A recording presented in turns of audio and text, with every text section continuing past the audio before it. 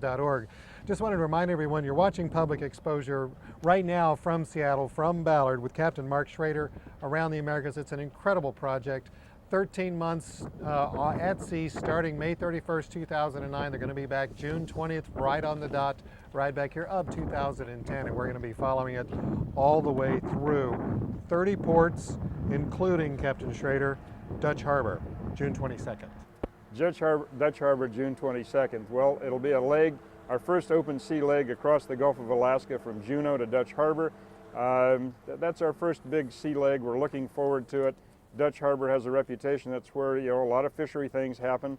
But it's a beautiful little place, and it'll give us an opportunity to reprovision, repair some things before we head up the Bering Strait. Yeah, and we can't stop at all of them along the way for the purposes of the show, but we do want to stop at Barrow, Alaska.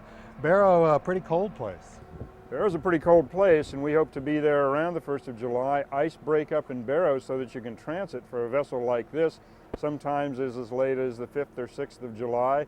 We want to be there and staged so that we can head west to east through the passage as soon as the ice breaks up. Barrow's a very shallow area, and of course it's the gateway to Prudhoe Bay. The onboard educator will be coming aboard there, and I'm sure, having come from Seattle and landing in Barrow, they're going to wonder what in the world they're getting themselves into. A month later, you're going to be in, you hope to be in Resolute. We hope to be. How do you say that? Nunavut? Nunavut, Canada. Now that's right in the middle of the passage. Well, actually, when we get to Resolute, we're at the east end of the passage. Cambridge Bay is in the middle of the passage. Okay. Resolute is a very small community at the east end of the passage, and if we make it there by beginning of September, we probably will have a successful transit. What if you don't? If we don't, then we hope you'll visit us and have another show from Cambridge Bay, because it'll be a long winter. The boat will go back to Cambridge Bay. We can probably winter safely in Cambridge Bay. But again, we're talking about the ice breaks up.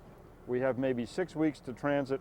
If we can't make it, we'll be iced in, just like explorers a long time ago. It took them 2 or 3 years to make it through the passage. Sometimes it's 30 or 40 below in Cambridge Bay, so happy to have company. Well, we're going to think positive right here. We're going to think that you've already made it through on time, and you go down the eastern seaboard of the United States, and we're not going to talk about Boston or New York or Miami. Right. Let's talk instead about Punta del Este. Is that how you say that? Punta del Este, Uruguay. Punta del Este, Uruguay is getting close to Christmas. It's getting close to Christmas. They have Carnival there. It's a wonderful little city. Uruguay will see this event as an event of national importance. They love the ocean. They want to do everything they can possibly do to preserve it, to pay attention to it, to be good to it, and they're welcoming us. And the education program will be big in Uruguay. When you stop at these ports, what do you do? Well, again, it's an opportunity for some show and tell, and to talk about the science and education that's happening on board, and we have some pretty neat exhibits that will happen on the docks where there are docks we can get to.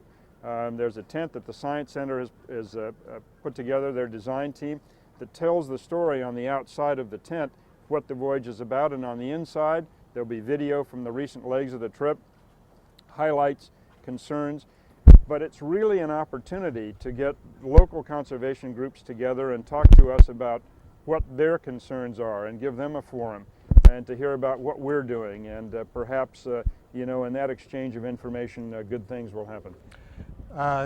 January 20th or so, 2010, you'll be in the middle of summer right around Cape Horn, right? The optimal time to go around Cape Horn is actually mid-December, about December 21st. When you look at the incidence of gales on nautical charts and pilot charts, they divide the world up into little squares, and they give you the incidence of gales. The incidence of gales is the least at Cape Horn in mid-December. So we're going to miss that a little bit. And again, we're going against the prevailing wind and against the prevailing current when we're coming around the Horn. And why are you doing that? Well, many people have asked me. It's because from Seattle going through the Northwest Passage first seemed like the thing to do. I've gone around Cape Horn twice the other way. I know that it can be pretty boisterous, pretty exciting, and ships of old sometimes spent weeks months at Cape Horn trying to come around the other way. This is a modern sailing boat, well found. We can, I'm sure we'll make it, and it'll be interesting. But it's the landmark. You know, we got to get around Cape Horn in order to start coming back this way. You're going to stop at some other ports, including Lima, a city of 6 million people. But That's right. we're gonna go past it, and we're going to go on to the Galapagos Islands. That was a sort of a had to stop there, didn't you? Boy, I have to stop there, and we hope to spend a fair amount of time in the Galapagos Islands and get the right permits. And you know, that is such an educational experience. If we can show through our onboard video and stills and reports and things like that, some of the amazing things that are happening and going on in the Galapagos, and historically what has gone on there. If we can share that with you know, a larger number of people, you just have to then get interested in ocean issues. I mean, it's just it's begging you to. We've got some shots of another port that you're going to stop at on roughly April 3rd at Punta Arenas, Costa Rica. This looks like R&R time for you guys. You know, we've talked to the crew. I've talked to the crew. The tendency is after a long passage, you're going to want to, you know, get the boat ready for people to see it and then get off and have some relaxing time. Our work time is when we get into ports. We have a message here, and the message is, you know, we're all connected by this ocean. We all need to pay attention to it. Costa Rica would be fun to go off and play, but again, it's work time for the crew. We'll liaise with schools. We'll have a public little presentation free to talk about the purpose of the trip, and we're inviting people to come aboard, to actually come aboard Ocean Watch on a couple of occasions in each of these ports, and to tour it and to see what the equipment is and to see what it is we're doing. And if you pique somebody's interest, you know, the K through 8 program, if you pique somebody's interest, somebody may grow up and become an oceanographer. We're going to go up the west coast. We have about a minute to go. At the end of this trip, you've pulled into Ballard. What do you want to have accomplished? It's all about awareness, and it's all about us deciding that this ocean is tremendously important to us. Whether you're in Nebraska or Iowa, you've got to understand the connection between what's happening, the health of the ocean, and the rainfall that happens in the Midwest. The health of the ocean and the fish that you're eating or not going to be able to eat.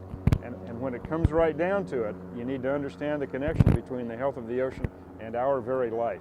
If we have helped in that education process exponentially, bringing awareness to hopefully millions, it'll be very successful. Well, Captain Schrader, thank you very much. Thank you for making the Ocean Watch available. David Thorson, your entire crew, Godspeed to you, and we'll see you in June 2010. Be sure to go to the website, aroundtheamericas.org. Follow it every single day. We're going to be following it right here on Public Exposure. We'll see you right here next week.